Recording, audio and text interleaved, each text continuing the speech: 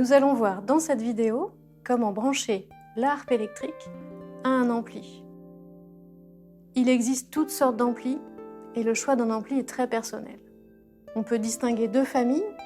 D'un côté, les enceintes amplifiées et les amplis claviers qui offrent une restitution du son complète et équilibrée. De l'autre côté, les amplis guitare et basse qui vont favoriser certaines fréquences et ainsi colorer votre son. À vous de choisir, selon la musique que vous jouez, le son que vous recherchez et la situation si vous jouez seul en groupe.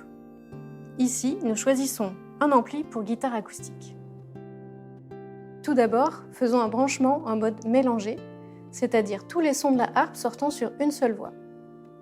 Pour cela, l'interrupteur doit être placé sur M.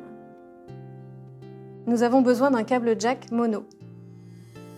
Nous le branchons à la harpe, puis nous le relions à l'ampli sur l'entrée appelée Input.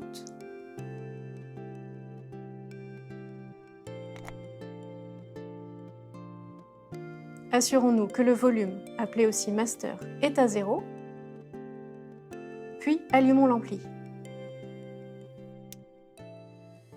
On va monter petit à petit le volume tout en jouant.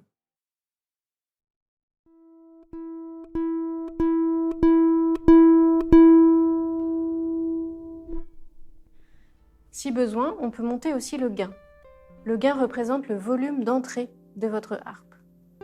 Plus il sera élevé, plus l'ampli va colorer votre son.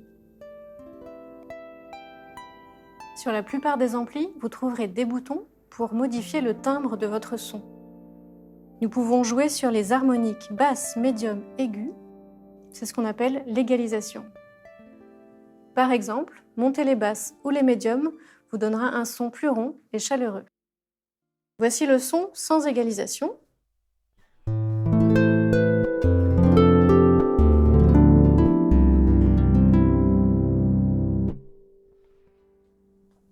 Maintenant, je vais mettre plus de graves.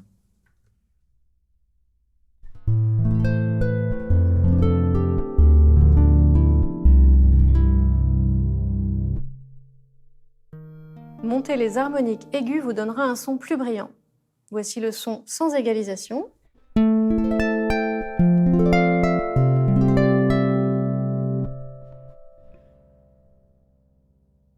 Et avec plus d'aigus.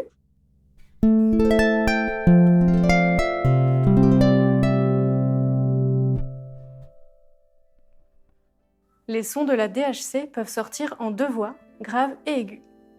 Pour cela, l'interrupteur doit être placé sur S, comme séparé ou splitté. Pour cela, nous avons besoin d'un câble jack en Y. D'un côté, un câble stéréo, avec ses deux barrettes noires, et ensuite il se divise en deux câbles jack mono.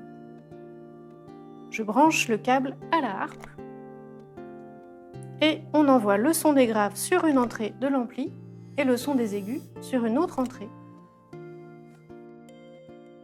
Nous allons ainsi pouvoir équilibrer le volume des basses et des aigus comme on le souhaite, via le gain de chaque entrée. Voici un exemple avec basse aiguë identique.